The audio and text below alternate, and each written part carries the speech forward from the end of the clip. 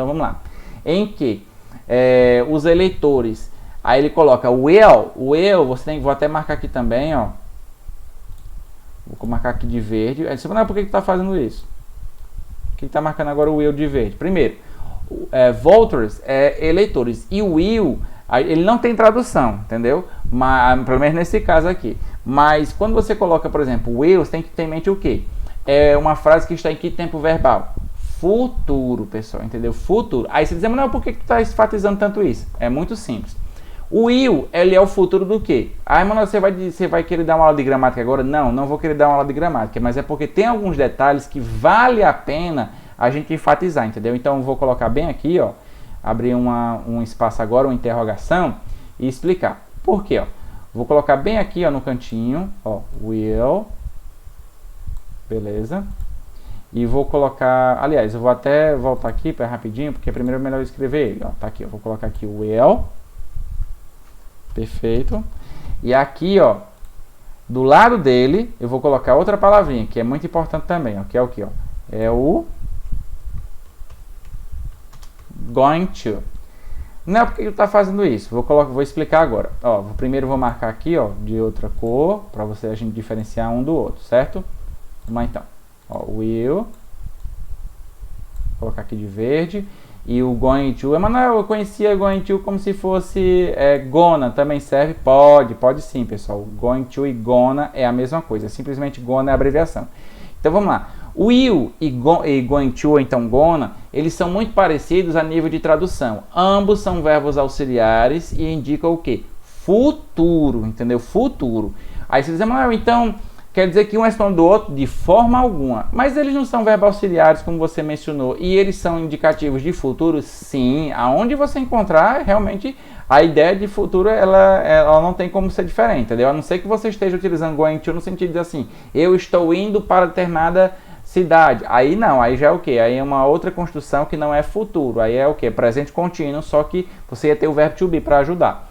Mas aqui, ó, quando eu coloco o will ou então going to no intuito de futuro, você pensa, então porque eles são futuro, então eles são sinônimos. E não são sinônimos. Como assim, Manuel? Você vai entender agora, ó. Vou colocar aqui uma setinha para esse e uma setinha para esse. Por quê? Ó, a diferença é agora, ó. O will, ele é o futuro, pessoal, que ele passa o quê? Ele passa essa ideia, ó.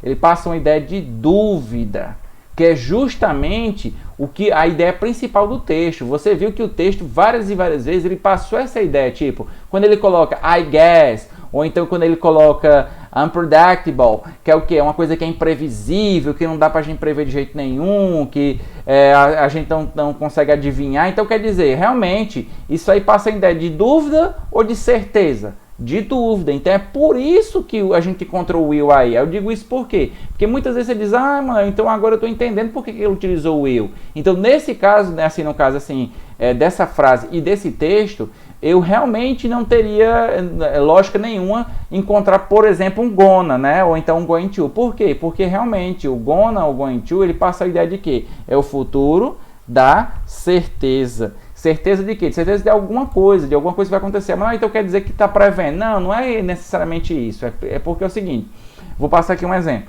Quando você diz uma frase em português, você diz assim, ó, um exemplo bem básico. Eu vou viajar.